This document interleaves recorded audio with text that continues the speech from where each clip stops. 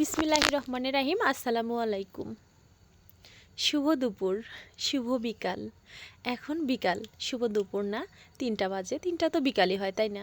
তো 3টা থেকে ভিডিওটা শুরু করলাম। কি যে তাড়াহুড়া করে রান্না করতেছি জানো, ভীষণ তাড়াহুড়া করে রান্না করতেছি। আর আমি একটু সকাল সকালই রান্না করার চেষ্টা করি। রোজা রেখে কে ওই ইফতারের সময় দৌড়াদৌড়ি করে রান্না করবে? আমার না একদমই ভালো লাগে না, বিশ্বাস করো। আমার কথা হচ্ছে যে সকাল সকাল রান্না করব, সকাল সকাল কাজ কমপ্লিট হয়ে যাবে। আসরের নামাজ পড়া হচ্ছে মানে বসে বসে থাকবো, একটু হাঁটাহাঁটি করব, বাইরে যাবো, এটা করব সেটা করব, এভাবে সময়গুলো যাবে, তো ভীষণ ভালো লাগবে। তো সেই ক্ষেত্রে তারপরে তোমার মানে আজকে তো বিশেষ একটা দিন, আর বিশেষ বিশেষ বিশেষ একটা দিন, কি বলবো তোমাদের, আমি যে এত খুশি আর এত খুশি কি মানে বুঝাইতেই পারতেছি না। আর সম্পূর্ণ ভিডিওটা দেখতে হবে আমার এই এত খুশির ব্যাপারটা কি, তাহলে না বুঝতে পারবে যে আমি কেন এত খুশি আজকে। ভীষণই খুশি। আর এই কারণেই আরও বিশেষ করে তাড়াতাড়ি করে ঝটপট রান্নাটা শেষ করতেছি, মানে শর্টকাটে আজকে রান্না করব, অত কিছু রান্না করব না, কারণ আমাকে আজকে তাড়াতাড়ি চুলার পাড় থেকে ছুটি নিতে হবে। তো যাই হোক, রান্না করতেছি ক্যানজাল, আলু, তারপরে তোমার বেগুন, লাউ শাক, সব কিছু মিশায়া হচ্ছে সুন্দর করে দেখো কষায় নিলাম, তারপরে মাছ দিয়ে দিলাম। তো এরকম না খেতা জাবড়ি তরকারি খেতে আমার ভীষণ ভালো লাগে, তাও রোজা রেখে এরকম মানে তরকারি যদি হয় তাহলে আর কি লাগে বলো, কিছু লাগে না কিন্তু। তো যাই হোক, একটু লাউ শাক ভাজিও করব ভাবতেছি। তো লাউ শাক ভাজি আর ওই তরকারিটাই। আর সেই যে গরুর মাংস তোমরা দেখতে পাইছো, তোমাদের দেখাইছি, সেই গরুর মাংস কিন্তু এখনও আছে।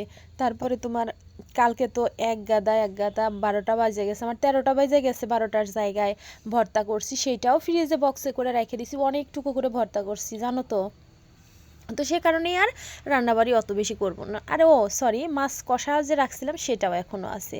আর এই যে দেখো ক্যানজাল আলু দিয়ে যে তরকারিটা রান্না করলাম শাক দিয়ে, ওইটা শাক ভাজি, আর যে মাছ কষানোটা। তো যাই হোক, এখন চলে আসলাম কখন জানো, পরের দিন, কারণ এক্সাইটেড ছিলাম আজ সেই দিনই ভিডিওটা দেওয়ার জন্য। কিন্তু এত রাত হয়ে গেছিলো এই খাটটা সেট করতে করতে, যা আর তোমাদের মানে এনার্জি ছিল না আমার তোমাদেরকে ভিডিও করে দেখানোর। খুব তাড়াহুড়া করে কমপ্লিট করে সেটাও রাত 1টার সময় গোসল করছি, তারপরে রান্না করে সেহরি টেহরি খেয়ে একেবারে শুয়ে পড়ছি। তো কিভাবে আর তখন ভিডিও করবো, রোজা রেখে কিন্তু অত ভালো লাগে না, তাই না বলো তোমরা? আর এই যে এত খুশির বিষয়টা এইটাই কিন্তু জানো, তোমরা আবার বললো না যে এই সামান্য একটা খাটের জন্য এরকম আর্ধেক খেতা করতেছে, ভীষণ খুশি ভীষণ খুশি। আমার না এটুকু জিনিস হোক, তাও না যদি নতুন মানে ঘরে আসে নতুন কোনো কিছু, ভীষণ ভালো লাগে, এত আনন্দ কাজ করে। আমার সারাদিন বললে ভুল হবে, 2 4 5 দিন পর্যন্ত আমার আনন্দ কাজ করে, ভীষণই ভালো লাগে। আর নতুন খাটে মানে শুবো, ঘুমাবো, এটা তো আলাদা রকমের আনন্দ। আর জানো ভীষণ মিস করতেছি আমার স্টিলের খাটটাকে, ভীষণভাবে মিস করতেছি। শেষ ভিডিও করার ইচ্ছা ছিল তোমাদের দেখানোর, কিন্তু মেয়ের বাবা আমাকে ভিডিও করতে দেয় নাই, লোকজন ছিল তো ওই খাট সেট করার জন্য, লোকজন আসছিল, সেই ক্ষেত্রে তোমার দেখাতে পারি নাই। আর এই খাট পেয়ে যতটা আনন্দ, তার চেয়ে বেশি আমার ভিতরে কষ্ট আছে। এই খাটটার ভিতরে অনেক কাহিনী আছে, যেটাও তোমাদের সঙ্গে শেয়ার করতে পারবো না। আবার তোমরা বলতে পারো, যেটা বলতে পারবে না সেখানে আবার এরকমভাবে বললে কেন। একটু বললাম তোমাদের, এইখানে এই খাটটার পিছনে না অনেক কান্নাকাটি আছে, অনেক যন্ত্রণা আছে, বিশ্বাস করো, যেটা তোমাদেরকে আমি বুঝাইতে পারতেছি না। তো যাই হোক, আমার খাটটা কেমন হয়েছে অবশ্যই কিন্তু তোমরা কমেন্টে জানিও প্লিজ। আমার খুবই পছন্দের এবং খুবই শখের খাটটা, অনেক পছন্দ করে নিজে চয়েস করে হচ্ছে বানাইতে দিছিলাম। তো অনেক দিন আগে বানাইতে দিছি, আসছে হচ্ছে আজকে মানে গতকাল রাত্রে আসছে, খাটটা রাত্রে সেট করে দিছে। তো ভাবলাম পরের দিন তোমাদেরকে সুন্দর করে গুছিয়ে ভিডিওটা করে দেখাই আমি।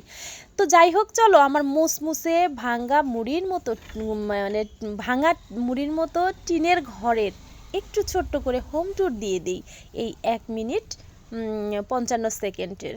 তো ভালোই লাগবে তোমাদের দেখতে, অবশ্যই ভালো লাগবে। তো টিনের ভাঙা ঘর হলে কি হবে, আমি একটু গুছিয়ে রাখি, তো আমার কাছে না বেশ ভালো লাগে। আমার ওই বিল্ডিং কম বলো, ফ্ল্যাট বলো, অতটা আগ্রহ নাই। আমার এই টিনের ঘরটাকেই মনে হয় যে পরিপাটি করে সাজিয়ে রাখি, তাতেই শান্তি লাগবে। আর এই যে কি দেখলে, এপাশে ওয়ারড্রোব আছে, একটা শোকেস আছে, সামনে একটা আলনা আছে রাখা, আর ওই জানলার কাছে ফাঁকা, ওখানে আরেকটা টেবিল ছিল, তোমরা দেখতে পাইছো 2টা টেবিল। ওই টেবিলটা না অন্য ঘরে দিয়ে দিছি, এখানে অন্য একটা জিনিস রাখার চেষ্টা করব, সেটা তোমাদের সঙ্গে অবশ্যই পরবর্তীতে শেয়ার করব। আর এখানে বুক সেলফ আছে, মানে বই রাখার একটা সেলফের যে 4 থাকে রাখছি আমি, বড় মেয়ে পড়ার টেবিল। আর এই যে আলমারি গ্লাসওয়ালা, তার পাশে কিন্তু আমার সেই পছন্দের প্রিয় খাটটা। আর বেডসাইডটা কেমন হয়েছে বলো, আমি নিজে পছন্দ করে এরকম বেডসাইড বানাইতে বলছি যে বেডসাইড একটু যদি বড় না হয় আমার না ভালো লাগে না। আর 3টা ডয়ার দিবে, আর এরকম মানে বলে দিছে আমি যেরকম ঠিক সেরকম করে বানাইছে। আর এই যে খাটের ডিজাইনটা তোমাদেরকে একটু কাছ থেকে দেখানোর চেষ্টা করতেছি। আর এই খাটের তোমার মানে কী বলে, চাদর বলে, যাই হোক বিছানার চাদরটা কেমন হয়েছে সেটাও কিন্তু অবশ্যই জানাইও।